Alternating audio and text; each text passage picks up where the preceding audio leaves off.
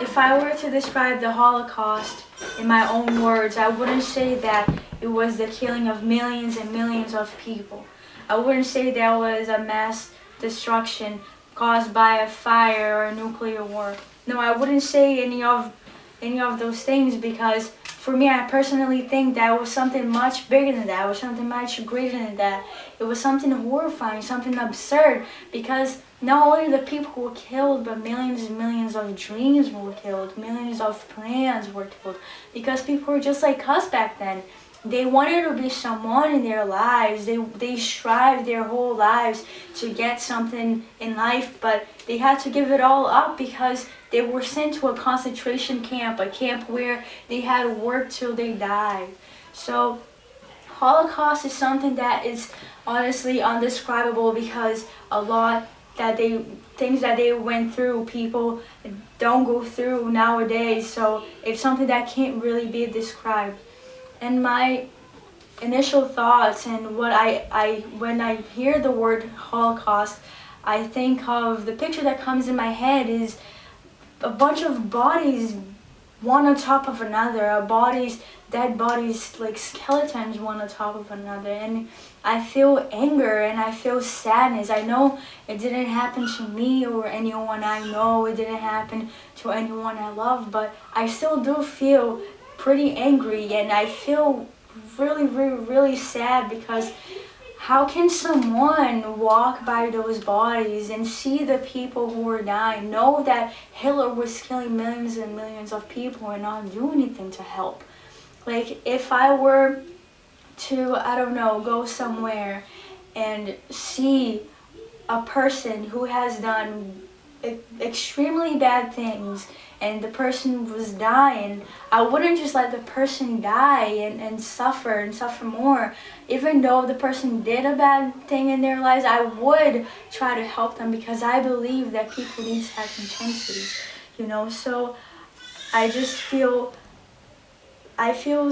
really angry about the fact that people just looked at the innocent people that were dying and didn't do anything about it. And wanting or not, what allowed the Holocaust to happen, it was the people, because Hitler didn't lie to anyone. Hitler didn't go out there and was like, "Oh, I'm a great dictator. I'm gonna do this and that." No, he didn't lie to anyone. In fact, when he went to jail, he wrote a book saying that he wanted to wipe out the Jews out of the face of the earth, because the Jews weren't pure blood. They weren't Germans, and the book was published, and people bought the book, and people still voted for Hitler, even though Hitler was talking a lot of bad things about the Jews. So it wasn't just Hitler's fault. People supported him, people voted for him, and he was elected, and maybe people didn't think that it was going to be that bad, but still they became bystanders. They didn't do anything to prevent from the killings from happening. And maybe some people did do stuff, but it wasn't enough. So it was the people who let this tragedy happen. And if I were to stand by a bunch of people to talk about the Holocaust, I could either stay in silence, because the Holocaust isn't something that you can explain what the people went through, because I never went through something that bad, no, God forbid, but I don't think anyone can ever, except the people who actually went to the camps, can ever explain what they went through, what the Holocaust really was, because we weren't there to see what was going on, we weren't in their shoes to feel what they felt, to think what they thought, So, or maybe we weren't there to feel what they felt and to think what they thought. So, or in either I would tell the people to picture them in that time, to go back to Hitler's time and think that they were the Jews. And I would ask them, what would you do if Hitler took you from your house and brought you to a ghetto and then told you that you were going to go somewhere, but you actually went to a camp where you saw many people die and you were going to get killed as well?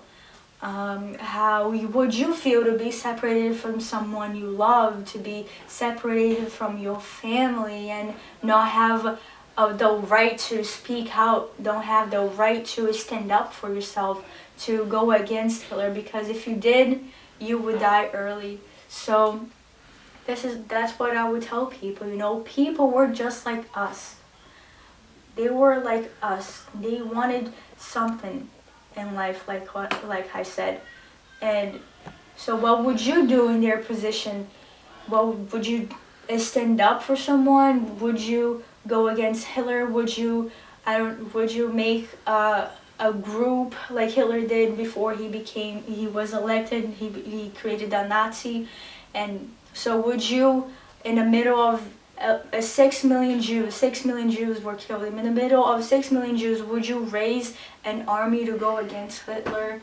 And yeah, so that's what I would tell the people. And I do not think that the Holocaust or something similar could ever happen again. Maybe in other countries, but I don't think it would happen in the United States. Because this is a country of freedom. This is a country where they allow us to speak out for ourselves. It's a country where they let us do whatever we want. It's a country of opportunities and freedom. So I don't think the Holocaust or something similar would happen in the United States. Maybe it could happen in other countries because other countries are not governed by a president that is like us, that has the same beliefs as the president that we have. So maybe in other countries, but not in the United States for sure. I don't think it would happen. And what the Holocaust taught me about humanity is that humans are cold. Really, really cold.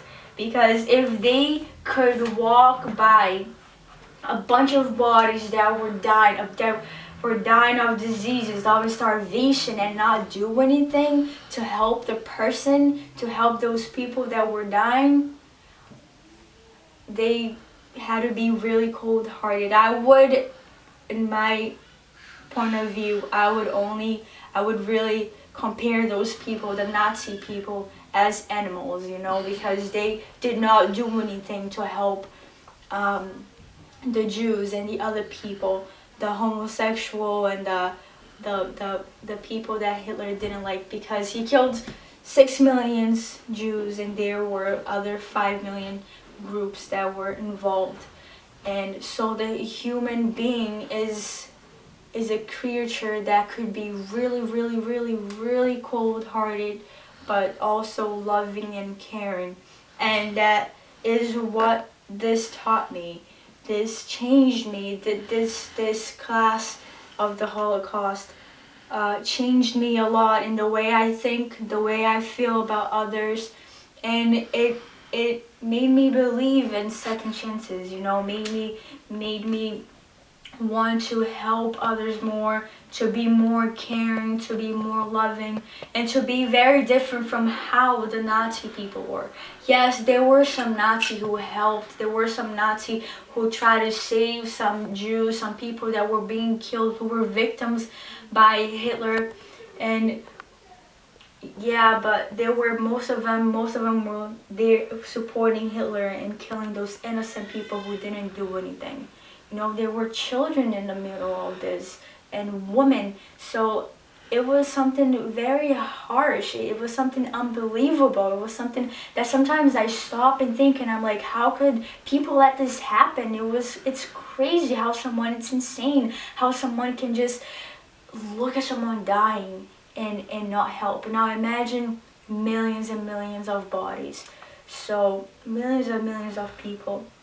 So this taught me to be a different person, to be someone very different from how the people were. And this generation is very cold. Like, it's this generation, it's all about technology. It's all about, I don't know, Facebook and computers and whatever. And it taught me to put that aside and be more, interacting with people, be more talkative and more loving and give more attention to people.